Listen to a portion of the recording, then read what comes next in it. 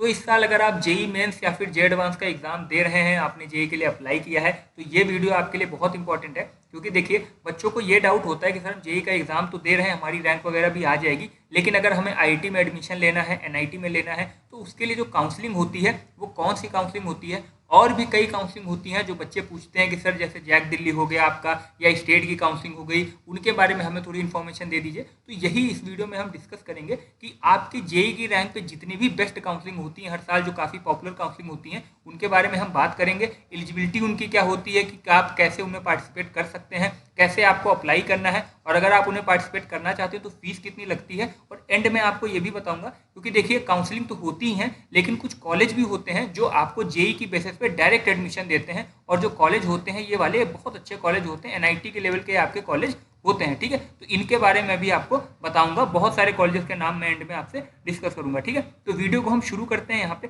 सबसे पहले जो काउंसलिंग की हम बात करेंगे वो होती है जोसा काउंसलिंग। अभी तक आप में से बहुत सारे बच्चों ने इसका नाम जरूर सुना होगा, और सुनना भी चाहिए, क्योंकि ये जेई की बेसिस की सबसे इंपॉर्टेंट काउंसलिंग होती है जोसा काउंसलिंग। इसका फुल फॉर्म होता है joint seat allocation authority.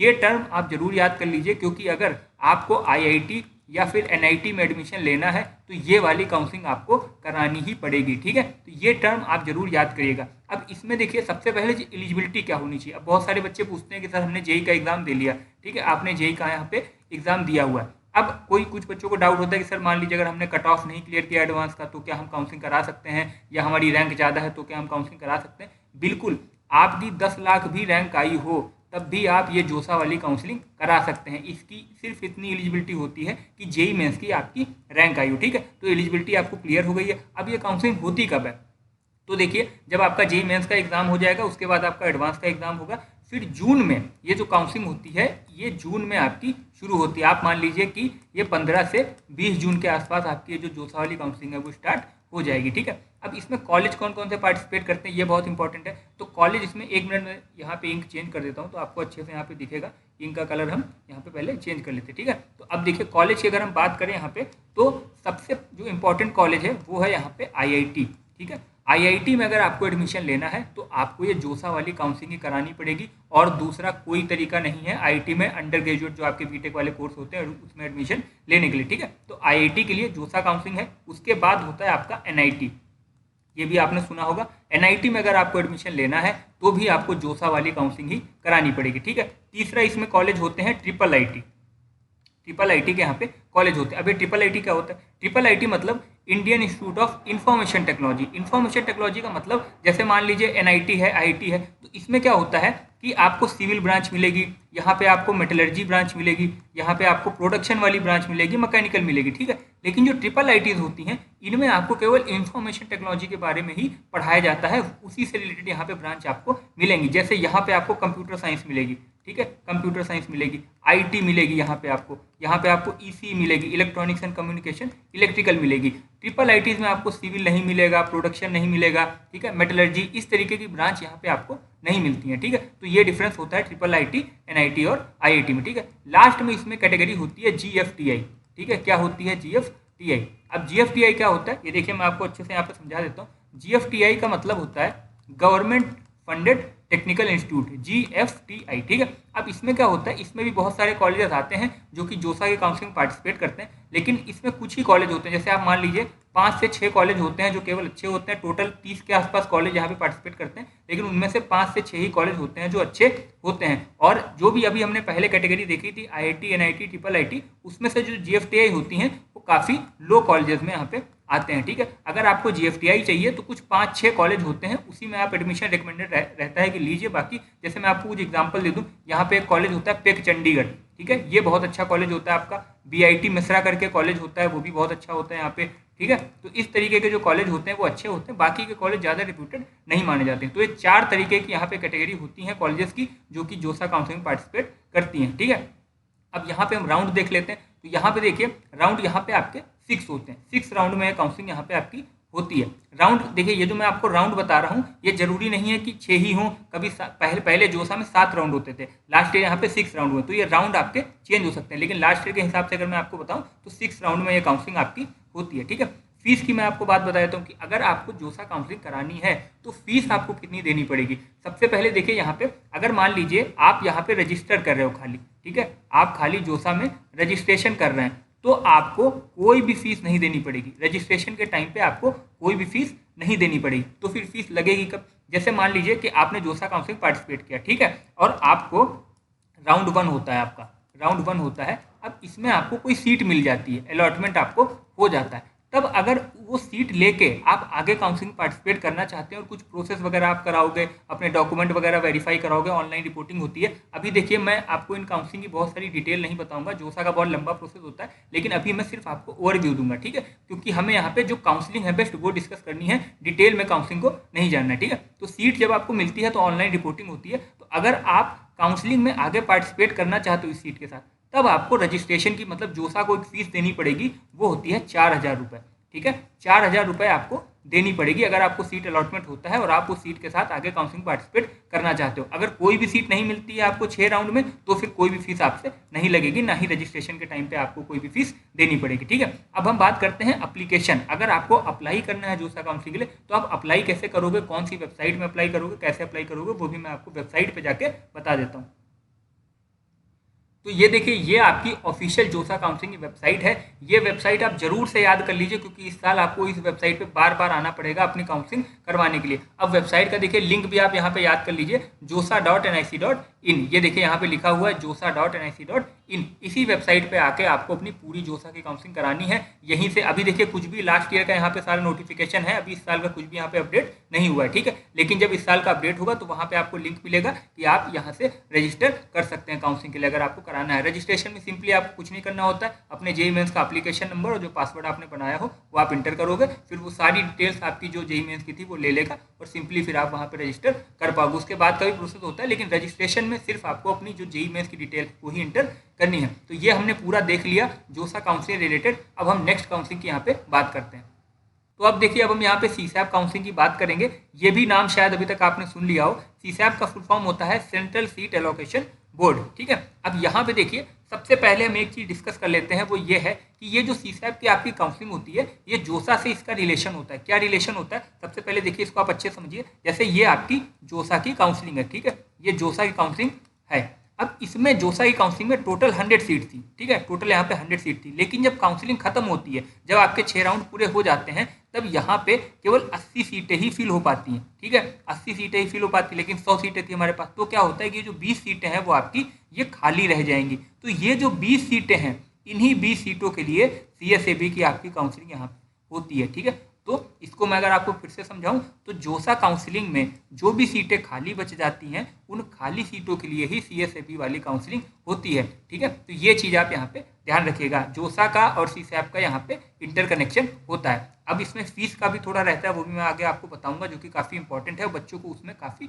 Doubt रहता है, ठीक है। तो ये आप समझ लीजिए कि जोसा काउंसलिंग में जो सीटें खाली रह गई, उन खाली सीटों के लिए ही सीसैप काउंसलिंग होती है। अब इसमें एलिजिबिलिटी क्या होती है वो भी आप देख लीजिए। एलिजिबिलिटी सिंपल है, आपने जेईई मेंस का एग्जाम दिया हो, जेईई मेंस का आपने एग्जाम दिया हो और आपकी रैंक आई हो, मतलब आपका रिजल्ट आया हो, सिंपल से है। लेकिन इसमें एक एलिजिबिलिटी और होती है, क्योंकि देखिए, जैसे मान लीजिए आपने जोसा वाली काउंसलिंग कराई, ठीक है, आपने जोसा वाली काउंसलिंग कराई। अब इसमें अगर आपको सीट मिलती है, सीट आपको अलॉट हो जाती है। अब बच्चे पूछते हैं, सर हमें तो ऑलरेडी एक सीट जोसा में मिली हुई है, तो क्या हम सीसैप वाली करा सकते हैं? बिल्कुल, आप सीएसएबी की काउंसलिंग इस केस में करा सकते हैं, ठीक है। मान लीजिए अगर आपको सीट नहीं मिली, कोई भी अलॉटमेंट आपको नहीं हुआ, उस केस में भी आप सीएसएबी वाली जो काउंसलिंग है वो करा सकते हैं। एक केस और होता है कि आपको सीट अलॉट तो हुई, लेकिन आपने वो सीट रिजेक्ट कर दी, मतलब आपको जोसा में जो सीट मिली थी वो आपको पसंद नहीं आई, आपने वो सीट रिजेक्ट कर दी। इस केस में भी आप सीएसएबी की काउंसलिंग करवा सकते हैं, ठीक है। तो ये 3 मेन केस होते हैं, ये आप याद रखिएगा। मतलब आप ऐसा समझिए कि ऑलमोस्ट हर केस में ही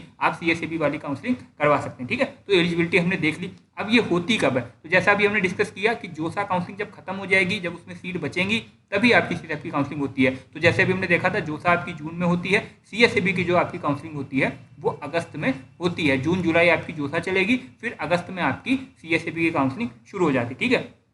अब इसमें कॉलेज का यहाँ पे देखिए बहुत इंपॉर्टेंट होता है, क्योंकि बच्चों को डाउट होता है। अब देखिए डाउट क्या होता है, बच्चे सोचते हैं कि हमने जोसा काउंसलिंग कराई है, ठीक है, यहाँ पे हमको आईआईटी नहीं मिला है तो हम सीसैप में आईआईटी ले लेंगे, लेकिन ऐसा नहीं होता है। जैसे जोसा में 4 तरीके कैटेगरी के कॉलेज थे, सीएसएबी में केवल 3 कैटेगरी के कॉलेज होते हैं, ये चीज़ याद रखिएगा। CSAB में IIT पार्टिसिपेट नहीं करते हैं, ठीक है। IITs आपको CSAB में नहीं मिलेंगे। IIT में एडमिशन लेने के लिए सिर्फ एक काउंसलिंग होती है, वो है जोसा की काउंसलिंग। तो यहाँ पे IIT पार्टिसिपेट नहीं करते हैं। तो कौन कौन से कॉलेज हमारे बच गए? एक तो आपका NIT पार्टिसिपेट करता है, फिर आपका IIIT पार्टिसिपेट करता है, उसके बाद आपका GFTI पार्टिसिपेट करता है, ठीक है। तो ये 3 तरीके के कॉलेज CSAB काउंसलिंग पार्टिसिपेट करते हैं, IIT पार्टिसिपेट नहीं करता। आपने कॉलेज देख लिए। अब अगर हम राउंड की यहाँ पे बात करें तो ये आपके केवल 2 राउंड होते हैं, छोटी सी काउंसलिंग होती है क्योंकि ये बहुत लेट काउंसलिंग होती है, जल्दी जल्दी सेशन भी शुरू करना होता है कॉलेजेस में, तो सिर्फ 2 ही राउंड यहाँ पे रखे जाते हैं। जैसे जोसा में आपके 6 होते थे, लेकिन CSAB में केवल 2 राउंड आपके होते हैं। फीस की हम बात करें, अब यहाँ पे देखिए, जैसे अभी हमने जोसा काउंसलिंग देखा था, ठीक है।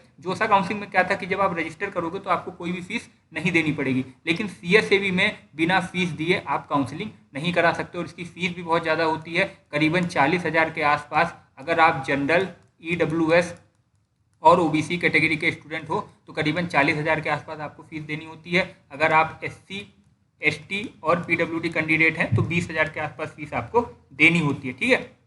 अब यहाँ पे फीस में जैसे भी मैंने बताया था और डाउट होता है कि ये जो काउंसलिंग है CSAB वाली, इसमें बच्चों को ज़्यादा डाउट होता है। क्यों? क्योंकि बच्चे जोसा के बाद ये वाली काउंसलिंग कराते हैं। जोसा में तो आप समझ लोगे हाँ चलो ऐसे ऐसे प्रोसेस होता है, लेकिन अब जैसे मान लीजिए जोसा में आपको सीट मिली थी, आपने वहाँ पे कुछ फीस कॉलेज की पे कर दी। 2 तरीके की फीस होती हैं। अब वो जो फीस आपने पे करी है, अब आपको वहाँ पे सीट भी मिल गई है। अब बच्चे पूछते हैं सर हम अगर CSAB वाली काउंसलिंग कराएंगे तो जोसा काउंसलिंग में जो कॉलेज की हमने फीस दी थी वो हमारी कहाँ जाएगी? तो उसको आप सिंपल ऐसा समझिए कि जोसा में अगर आपने कोई भी फीस दी है जोसा काउंसलिंग में, तो वो फीस अपने आप आपकी ट्रांसफर हो जाएगी CSAB में, अगर आप CSAB में पार्टिसिपेट कर रहे हैं तो, ठीक है। तो कोई भी आप डाउट मत रखिए, अगर आपने जोसा में अगर कोई भी फीस आपने दी है तो वो जो पैसा आपका होगा वो CSAB में अपने आप ट्रांसफर कर दिया जाएगा। अगर कोई भी फीस नहीं दी है तो फिर CSAB में आपको पूरे, जैसा मैंने भी बताया, 40,000 के आसपास OBC, EWS जनरल कैटेगरी बच्चों को फीस देनी होती है और SC, ST, PW को 20,000 के आसपास फीस रहती है। हर साल थोड़ा बहुत चेंज होता है, लेकिन यहाँ पे जो मेन चीज़ है वो ये है कि बिना वो फीस दिए आप काउंसलिंग में पार्टिसिपेट नहीं कर सकते हैं, ठीक है। तो ये चीज़ आप याद रखिएगा। अब अप्लीकेशन यहाँ पे अप्लाई कैसे करना है, कहाँ पे जाके आपको अप्लाई करना है, तो अब मैं वेबसाइट भी आपको दिखा देता हूँ कि किस वेबसाइट पर जाके आपको CSAB की काउंसलिंग करानी है।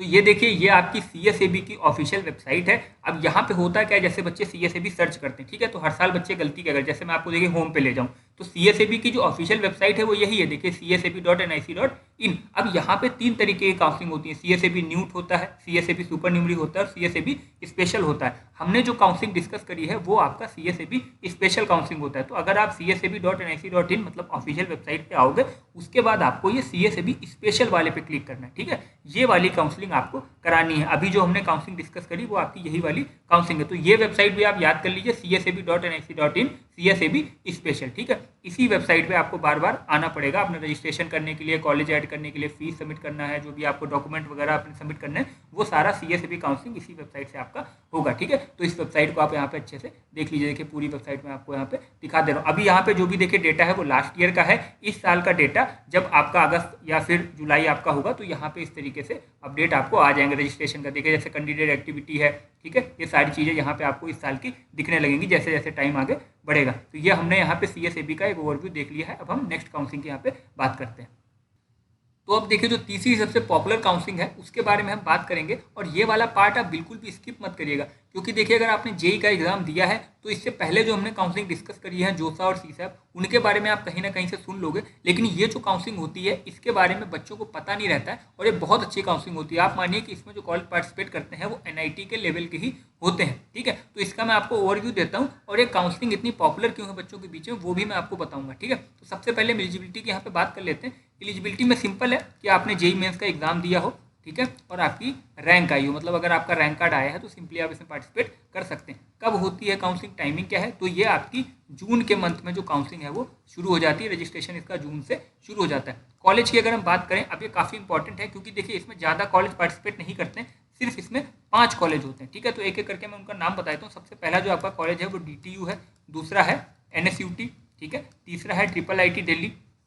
अब इसमें देखिए बच्चे कंफ्यूज रहते हैं कि ये वाला जो IIIT दिल्ली है वो जो भी हमने पहले देखा था जोसा CSAB, ये वो वाला IIIT दिल्ली नहीं है। इस IIIT दिल्ली का फुल फॉर्म है Indraprastha institute of information technology, ठीक है। जो ट्रेडिशनल आपके जो IIITs होते हैं, जो Indian institute of information technology होते हैं, ये वो वाला नहीं है, ठीक है। तो आप ये चीज़ याद रखिएगा। DTU की अगर हम बात करें तो इसका फुल फॉर्म है दिल्ली टेक्निकल यूनिवर्सिटी, और NSUT की बात करें तो Netaji Subhash university of technology, ठीक है। चौथा जो यहाँ पे कॉलेज होता है वो आपका होता है IGDTUW, IGDTUW। अब ये कॉलेज देखिए, इसके बारे में मैं आपको बता दूं कि ये केवल गर्ल्स के लिए होता है, ठीक है। ये केवल गर्ल्स के लिए वाला कॉलेज होता है, इसमें लड़के एडमिशन नहीं ले सकते। तो इस काउंसलिंग की जो पॉपुलैरिटी है उसका एक रीज़न ये भी है कि इसमें जो 5 कॉलेज होते हैं उसमें से एक पूरा का पूरा कॉलेज ही गर्ल्स के लिए होता है। तो इसमें जो एडमिशन का मतलब जो चांसेस होते हैं वो गर्ल्स के लिए ज़्यादा बढ़ जाते हैं, ठीक है। अब जो लास्ट कॉलेज है वो DSEU।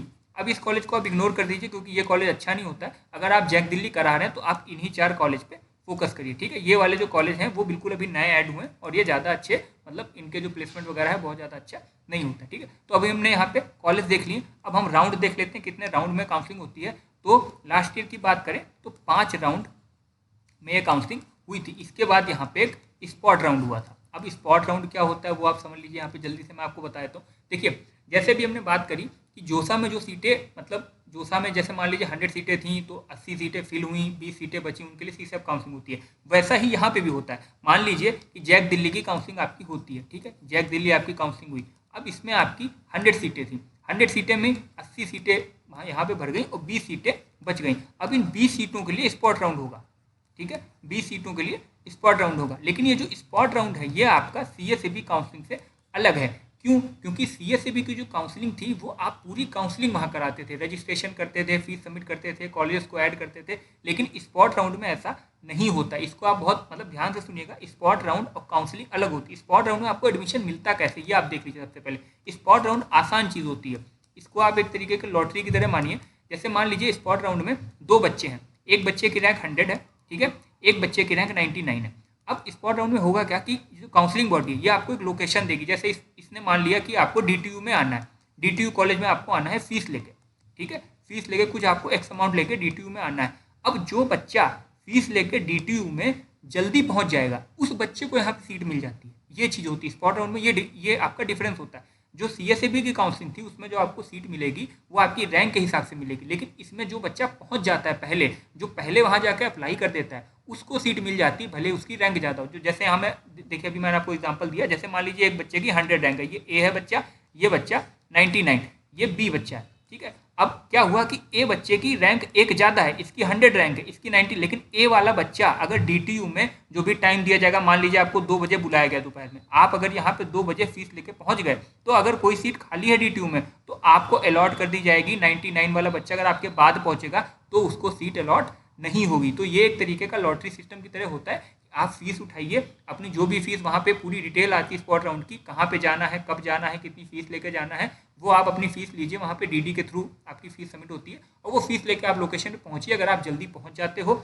और आपकी रैंक मान लीजिए अच्छी नहीं है और जिसकी रैंक अच्छी है वो बच्चा आपसे बाद में आता है तो उस बच्चे से भी पहले आपको वहाँ पे प्रायोरिटी दी जाएगी, आपको पहले सीट अलॉट कर दी जाएगी। तो स्पॉट राउंड का ये फायदा होता है जैक दिल्ली में, ठीक है। तो स्पॉट राउंड मैंने आपको बता दिया। अब हम फीस की यहाँ पे बात कर लेते हैं, ठीक है। फीस की बात कर लेते तो अगर आपको जैक दिल्ली की काउंसलिंग करानी है तो 1500 रुपये आपको फीस देनी पड़ेगी। और ये जो फीस होती है ये नॉन रिफंडेबल होती है, मतलब एक बार अगर आपने फीस दे दी, आपको सीट मिले या ना मिले, ये 1500 रुपये आपके वापस आपको नहीं मिलेंगे, ठीक है। ये चीज़ आप यहाँ पे याद रखिएगा। नेक्स्ट हम बात करते हैं कि आपको इसमें अप्लाई कैसे करना है, मतलब वेबसाइट वगैरह जैसे मैंने पहले देखी तो इसकी भी आप वेबसाइट देख लीजिए। मैं आपको पूरा बता देता हूँ कहाँ पे आपको जाके अप्लाई करना है, ठीक है। तो देखिए, अगर आपको जैक दिल्ली काउंसलिंग में अप्लाई करना है तो ये वाली वेबसाइट है, आप देख लीजिए jackdelhiadmission.nic.in। इसी वेबसाइट पे आके आपको पूरा अपना एप्लीकेशन, फीस और डॉक्यूमेंट वगैरह यहाँ पे सबमिट करनी होगी। अभी जो यहाँ पे आप इन्फॉर्मेशन देख रहे हैं वो लास्ट ईयर की है, लेकिन इस साल जैसे ही अपडेट होगा यहाँ पे आपका रजिस्ट्रेशन का जो ऑप्शन है वो ओपन हो जाएगा, ठीक है। अब देखिए, ये मैंने आपको बताया था कि ये काउंसलिंग कितनी पॉपुलर क्यों है, इसके बारे में भी यहाँ पे आपको मैं बताऊंगा। तो सबसे पहले देखिए, जो जैक दिल्ली की काउंसलिंग है, यहाँ पे जितने भी कॉलेज हैं वो सारे दिल्ली में हैं। अब दिल्ली आपका कैपिटल है, वहाँ पे आसपास जैसे नोएडा है, गुरुग्राम है, तो बहुत सारी कंपनीज हैं। तो उनके लिए बच्चों को यहाँ पे हायर करना आसान रहता है क्योंकि लोकेशन बहुत पास है। तो प्लेसमेंट वगैरह हैं वो इन कॉलेज में बहुत अच्छे होते हैं, ठीक है। और यहाँ पे देखिए, जैसे भी मैंने आपको बताया था कि ये कॉलेज है सिर्फ वुमेंस के लिए, तो इसमें जो गर्ल्स होती हैं वो भी ज़्यादा इस काउंसलिंग पार्टिसिपेट करती हैं, तो वो भी मतलब यहाँ पे काफ़ी इसकी पॉपुलैरिटी बढ़ जाती है। अब जैसे यहाँ पे जो कॉलेज है वो एनआईटी के लेवल के, अभी मैंने यहाँ पे आपको बोला था, तो मैं देखिए आपको कॉलेज दिखाता हूँ। जैसे मान लीजिए जो अभी हम गर्ल्स गर्ल्स वाले कॉलेज की बात कर रहे थे, ये देखिए ये उसकी वेबसाइट है, Indira Gandhi Delhi technical university for women. अब आप इसकी प्लेसमेंट रिपोर्ट देखिए लास्ट ईयर की प्लेसमेंट रिपोर्ट है, प्लेसमेंट स्टैटिक्स 2023 से, मतलब लास्ट ईयर के जो बच्चे थे उनकी प्लेसमेंट रिपोर्ट देखिए, ठीक है। अब आप देखिए यहाँ पे इंटर्नशिप जैसे देखिए CSC AI मतलब कंप्यूटर साइंस आर्टिफिशियल इंटेलिजेंस में यहाँ पे 73 बच्चे थे, 56 बच्चों का प्लेसमेंट हुआ। एवरेज सैलरी आप देखिए 22 लाख रुपए की एवरेज सैलरी है, ठीक है। 22 लाख रुपए मतलब मोस्टली जिन जिन जिन बच्चों की जॉब लगी है उनकी जो सैलरी थी, मतलब साल में जो उनकी तनख्वाह थी 22 लाख थी, ठीक है। आप सोचिए कितना अच्छा कॉलेज है। बहुत सारे एनआईटीज हैं आपके, एनआईटी सिक्किम हो गया, एनआईटी नागालैंड हो गया, एनआईटी मिजोरम हो गया। ये एनआईटी इस तरीके का प्लेसमेंट आपको नहीं दे पाएंगे। आप कंप्यूटर साइंस देखिए, कंप्यूटर साइंस में प्लेसमेंट देखिए यहाँ पे कितना है, 188 बच्चों ने पार्टिसिपेट किया था, 145 बच्चों का प्लेसमेंट हुआ था, ठीक है। एवरेज सैलरी 25 लाख है, ठीक है। हाईएस्ट कितनी है, 56 लाख। अडोबे AWS मतलब ये अमेजॉन है, AWS मतलब अमेजॉन वेब सर्विसेज, ठीक है। तो इस तरीके के अडोबे, अमेजॉन, इस तरीके की कंपनी यहाँ पे आती हैं और 25-25 लाख एवरेज यहाँ पे आपका प्लेसमेंट जो है वो रहता है। हाईएस्ट अगर आप अच्छा करते हो तो 56 लाख तक का भी आपका यहाँ पे देखिए गया है, हाईएस्ट सैलरी आप यहाँ पे देख सकते हैं। तो इस लेवल के बाकी जो कॉलेज हैं जो अभी मैंने आपको नाम बताए थे, जैसे NSUT हो गया, DT हो गया, वहाँ पे भी ऐसा ही प्लेसमेंट रहता है। तो अब आप सोचिए कि कितने अच्छे कॉलेज हैं, कितना अच्छा परफॉर्म करके देते हैं प्लेसमेंट वगैरह में, ठीक है। तो जैक दिल्ली की काउंसलिंग अगर आपकी ठीक ठाक रैंक आती है जेई मेंस में, तो इसमें आप जरूर पार्टिसिपेट करिएगा। मैं मोस्ट रिकमेंडेड ये काउंसलिंग रहेगी जोसा और सीसैप के बाद, ठीक है। तो जैक दिल्ली का अब हमने देख लिया। अब एक चीज़ और है कि यहाँ पे जो काउंसलिंग आपको बहुत सारा थोड़ा कंफ्यूजन हो रहा होगा कि सीसैप हो गया, ये आपका जोसा हो गया, जैक दिल्ली हो गया। अगर आपको डाउट है कि यार चलो काउंसलिंग तो हमें पता है लेकिन करानी कैसे है, चॉइस फिलिंग वगैरह होती बहुत सारी होते हैं, तो आप हमारे एक्सपर्ट काउंसलर से अपनी काउंसलिंग करा सकते हैं, ठीक है। जितनी भी काउंसलिंग होती है उसमें से लिए आपके लिए कौन सी बेस्ट रहेगी, कैसे करानी है, चॉइस फिलिंग कैसे करनी, पूरा वो खुद ही अपने एंड से कर देंगे, आपको कुछ भी नहीं करना होगा, ठीक है। तो उसके लिए देखिए मैं डिस्क्रिप्शन में लिंक दे दूंगा, उस पर आप क्लिक करिएगा। क्लिक करने के बाद आप इस वाली वेबसाइट पे आ जाओगे। अब यहाँ पे आप एक फ्री सेशन ले सकते हो, देखिए यहाँ पे लिखा हुआ है गेट अ फ्री सेशन, ठीक है। हर साल यहाँ पे देखिए बहुत सारे हमारे बच्चे IIT NIT हर कॉलेज में जाते हैं और हजारों बच्चों की हम हर साल काउंसलिंग कराते हैं। तो अगर आप हमारे एक्सपर्ट काउंसलर से काउंसलिंग कराना चाहते हैं तो एक बार यहाँ पे क्लिक करके हमसे बात जरूर करिए। अगर आपको अच्छा लगता है तो आप हमारे एक्सपर्ट काउंसलर ले सकते हैं, ठीक है। अब हम अपनी नेक्स्ट काउंसलिंग की यहाँ पे डिस्कस करते हैं कि नेक्स्ट काउंसलिंग आप कौन सी करा सकते हैं। तो नेक्स्ट जो हम काउंसलिंग की बात करेंगे वो है WBJ काउंसलिंग, इसके बारे में हम डिस्कस करेंगे। लेकिन उससे पहले मैं आपको बता दूं कि बच्चों को एक कॉमन डाउट क्या होता है कि जैसे मान लीजिए अभी हमने यहाँ पे जैक दिल्ली काउंसलिंग की बात करी, ठीक है। अभी हमने यहाँ पे जैक दिल्ली पूरा डिस्कस किया। अब हम WBJ यहाँ पे डिस्कस करेंगे। अब बच्चे पूछते हैं कि सर इसके सारे कॉलेज तो दिल्ली में है, ठीक है, इसके WBJ के सारे कॉलेज वेस्ट बंगाल में है, तो क्या अदर स्टेट के बच्चे इसमें पार्टिसिपेट कर सकते हैं? जी बिल्कुल कर सकते हैं, ठीक है। लोकेशन का कोई भी रिस्ट्रिक्शन नहीं होता। जैसे मान लीजिए कोई बच्चा यूपी का है तो वो WBJ काउंसलिंग भी करा सकता है, जैक दिल्ली भी करा सकता है, ठीक है। कोई बच्चा MP का है, ठीक है, तो वो भी ये दोनों, महाराष्ट्र का कोई बच्चा है, साउथ का जैसे मान लीजिए कोई बच्चा आंध्र प्रदेश का है, ठीक है, तो वो भी ये दोनों काउंसलिंग करा सकता है। तो आपने जेईई मेंस का एग्जाम कहीं से भी दिया हो, 12th आपने कहीं से भी पास किया हो, वो लोकेशन आपकी मैटर नहीं करती है किसी भी काउंसलिंग कराने में, ठीक है। स्पेशली ये दोनों कराने में तो मैटर नहीं करती है, ठीक है। तो अब ये जो आपका डाउट होता है वो क्लियर हो गया होगा, ठीक है। अब हम यहाँ पे एलिजिबिलिटी और टाइमिंग की सबसे पहले बात कर लेते हैं। तो एलिजिबिलिटी की अगर हम बात करें तो वही है, आपने सिंपली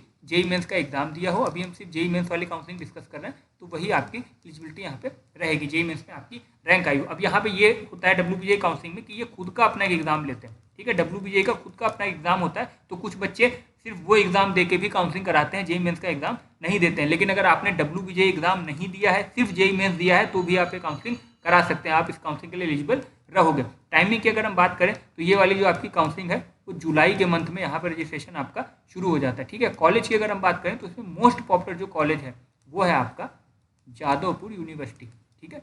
ये कॉलेज आपका सबसे पॉपुलर है। सिर्फ इस कॉलेज में एडमिशन लेने के लिए बच्चे वाले काउंसलिंग कराते हैं। और भी कॉलेज हैं जैसे टेक्नोसॉल्ट वगैरह हो गया, ठीक है। अब यहाँ पे अगर हम कॉलेज पार्टिसिपेट करते हैं तो 100+ अराउंड कॉलेज यहाँ पे पार्टिसिपेट करते हैं। उसमें जो टॉप 10 कॉलेज होते हैं उन्हीं में ही रिकमेंडेड रहता है एडमिशन लेने के लिए। सारे कॉलेज यहाँ पे अच्छे नहीं होते हैं, क्योंकि इसमें जितने भी कॉलेज हैं वो सारे वेस्ट बंगाल में होते हैं। टोटल अगर हम माने तो टॉप 10 कॉलेज जो होते हैं उसमें आप एडमिशन ले सकते हो। उसमें सबसे अच्छा जो कॉलेज होता है वो जादवपुर यूनिवर्सिटी यहाँ पे होता है, ठीक है। फीस की अगर हम बात करें कि अगर आपको काउंसलिंग करानी है कितनी फीस लगेगी, तो 500 रुपये आपको देने पड़ेंगे। और ये आपका नॉन रिफंडेबल है, मतलब अगर आपको नहीं कॉलेज मिलता है तो ये पैसे आपके 500 वापस आपको नहीं मिलेंगे, ठीक है। नॉन रिफंडेबल ये फीस होती है। अब एप्लीकेशन की बात करें कि अगर इस काउंसलिंग में आपको अप्लाई करना है, कहाँ से आप अप्लाई करोगे, तो वो वेबसाइट भी मैं आपको यहाँ पे बता देता हूँ।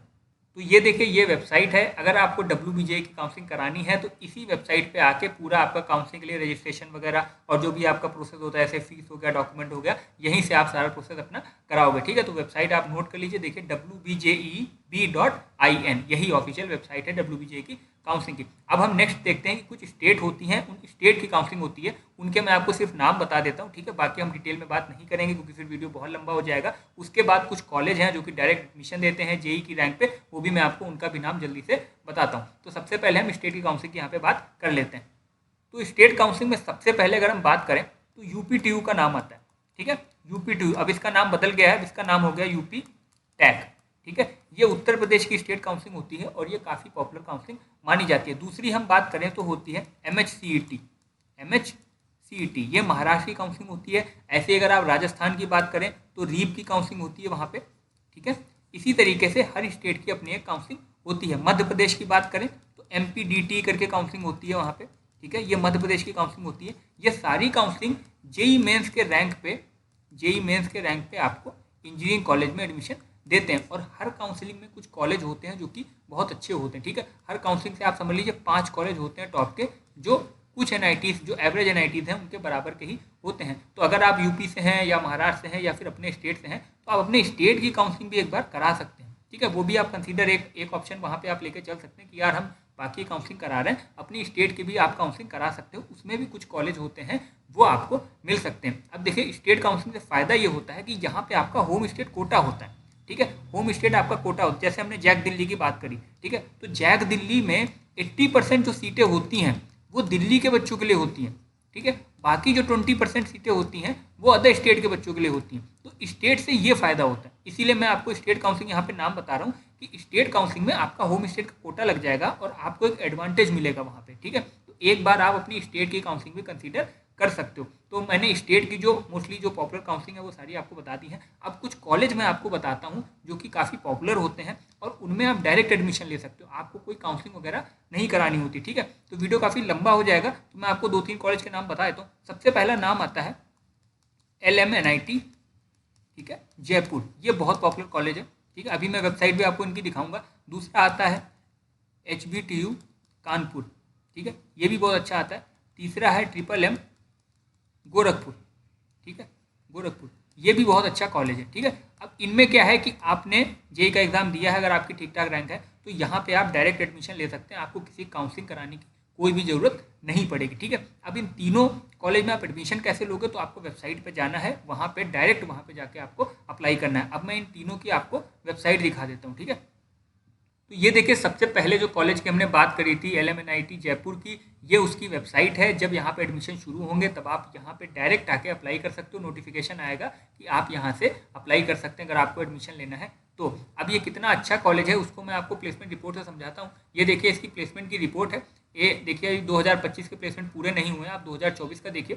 ठीक है, ये देखिए अब इसका जो एवरेज पैकेज है वो 12 लाख का है, हाईएस्ट कितना है 52 लाख का। और प्लेसमेंट परसेंटेज देखिए यहाँ पे 85% है, मतलब 100 में 85 बच्चे यहाँ पे जो प्लेसमेंट मतलब उनको मिल जाता है। ठीक है, यहाँ पे इंटर्नशिप भी बहुत अच्छी मिलती हैं। अब बाकी इस तरीके से ये जो एवरेज पैकेज है ये सारी ब्रांच मिला के, अगर CS वगैरह को आप देखोगे तो ये 20 लाख के आसपास यहाँ पे भी आपको एवरेज पैकेज मिल जाएगा। तो आप देखो कितना अच्छा कॉलेज है, जबकि ये जोसा वगैरह में पार्टिसिपेट नहीं करता है। तो ये चीज़ आप ध्यान रखिएगा, सिर्फ NITs ही नहीं है जो कि आपको अच्छा प्लेसमेंट और अकेडमिक्स वगैरह प्रोवाइड करती हैं, बहुत सारे ऐसे कॉलेजेस होते हैं। ठीक है, जिनमें आपको उसी तरीके के बेनिफिट मिलते हैं, उनमें से एक कॉलेज ये मैंने आपको बताया। दूसरा हम HBTU कानपुर, ये देखिए ये उसकी वेबसाइट है। देखिए हार्वर्ड बटलर टेक्निकल यूनिवर्सिटी, ये ब्रिटिशर्स ने बनाया था, बहुत पुराना कॉलेज है, ये भी बहुत अच्छा कॉलेज माना जाता है। तो इसमें भी आप एक बार ट्राई कर सकते हो, अगर आपको अच्छी ब्रांच वगैरह मिलती है तो ये भी आप कंसीडर करके चल सकते हैं। नेक्स्ट देखिए जो हमने बात करी थी गोरखपुर वाला कॉलेज है, ये देखिए यहाँ पे Madan Mohan Malviya university of technology Gorakhpur, ये भी बहुत अच्छा कॉलेज है, यहाँ पे भी बहुत अच्छे अच्छे प्लेसमेंट होते हैं। ठीक है, तो ये कुछ कॉलेज हैं जिनमें आप डायरेक्ट एडमिशन ले सकते हो। अब अगर आप कंफ्यूज हो तो जैसे मैंने बताया था कि आप एक बार हमसे बात कर लीजिए, हम आपको जो भी थोड़ा बहुत कंफ्यूजन है वो यहाँ पे सॉल्व कर देंगे कि आप इनमें जाइए या NIT लीजिए, क्योंकि जब आप काउंसलिंग कराओगे तो आपके पास बहुत सारे ऑप्शन होंगे, उनमें से बेस्ट आपको कैसे सेलेक्ट करना है उसमें थोड़ा बच्चों को प्रॉब्लम होती है। ठीक है, तो वीडियो हम यहीं पे एंड करते हैं। वीडियो काफ़ी लंबा हो चुका है। जितनी भी काउंसलिंग थी पॉपुलर मैंने आपको बताई, कॉलेज भी कुछ बताया जिनमें डायरेक्ट एडमिशन होता है, स्टेट की काउंसलिंग के नाम भी मैंने आपको बताया, तो ठीक ठाक आपको काउंसलिंग से रिलेटेड आइडिया हो गया होगा। ठीक है, तो वीडियो अगर आपको अच्छा लगा हो, थोड़ा भी हेल्पफुल लगा हो, तो वीडियो को जरूर लाइक करिएगा और चैनल को जरूर सब्सक्राइब करिएगा, क्योंकि जितनी भी काउंसलिंग हमने अभी बताई है आपको, वो सारे डिटेल में उसमें एक एक चीज़ उस पर हम वीडियो बनाएंगे और वो काउंसलिंग भी आपको अच्छे से समझ में आ जाएंगे। तो चैनल को भी जरूर लाइक करके आप जाइएगा। ठीक है, अब मिलते हैं हम नेक्स्ट वीडियो में।